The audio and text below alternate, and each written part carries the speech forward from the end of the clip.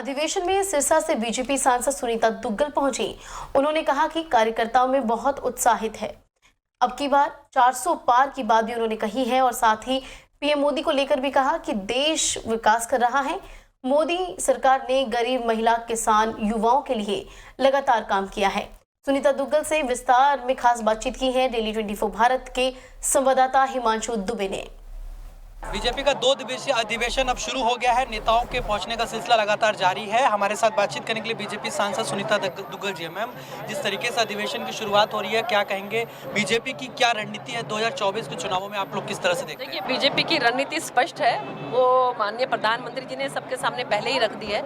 हमारे राष्ट्रीय अध्यक्ष जी आज सभी को जो है संबोधित करेंगे और 11,000 से भी ज़्यादा कार्यकर्ता पूरे देश भर से यहाँ पर पहुँचे हुए हैं। भारतीय जनता पार्टी का संगठन एक परिवार के तौर पर है और कल माननीय प्रधानमंत्री नरेंद्र मोदी जी का जो है वो समापन भाषण होगा और पूरे कार्यकर्ताओं के अंदर जोश भरा जाएगा और पूरे कार्यकर्ता जो हैं पूरे पहले से ही बहुत उत्साह में हैं और अब की बार 400 पार। जो 10 साल का कार्यकाल है वो भी पूरा हुआ है मोदी सरकार का, उसको आप कैसे देखती हैं? क्या आपको लगता है बड़ी उपलब्धियां रही? देखिए, बहुत, मैं तो कह रही हूँ कि अगर मैं आपको उपलब्धियां गिनाने लग जाऊंगी तो मुझे लगता है कि मैं अंदर अधिवेशन के जा नहीं पाऊंगी। इतनी उपलब्धियां हैं, इतना इंफ्रास्ट्रक्चर। अभी कल ही आप देखिए कि हमारे हरियाणा के अंदर रेवाड़ी में माननीय प्रधानमंत्री जी ने 10,000 करोड़ से भी ज़्यादा की परियोजनाएं जो हैं उनको उन्होंने वहाँ पर जो उनका शिलान्यास किया है या कि लोकार्पण किया है। तो मुझे लगता है कि जिस तरह से अब इंफ्रास्ट्रक्चर जो है, चाहे हम सड़कों की बात करें, चाहे हम रेलवे स्टेशन की बात करें, चाहे हम रेल्स की बात करें, चाहे हम जो है अलग अलग जो है एम्स की बात करें, क्योंकि रेवाड़ी में हमारे कल जो है वो एम्स का ही जो है उन्होंने शिलान्यास किया।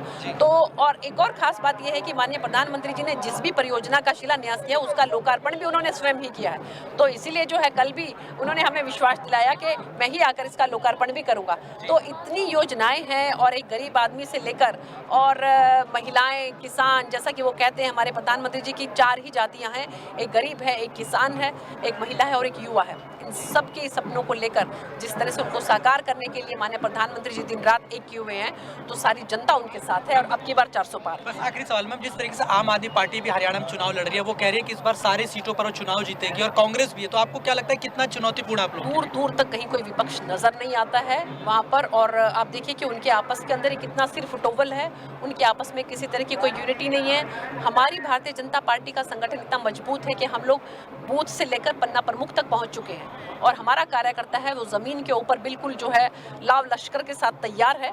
और हम लोग जो है अब की बार फिर से आदरणीय हमारे प्रधानमंत्री नरेंद्र मोदी जी को तीसरी बार जो है वो प्रधान सेवक के रूप में देखना चाहते हैं, सारी जनता देखना चाहती है।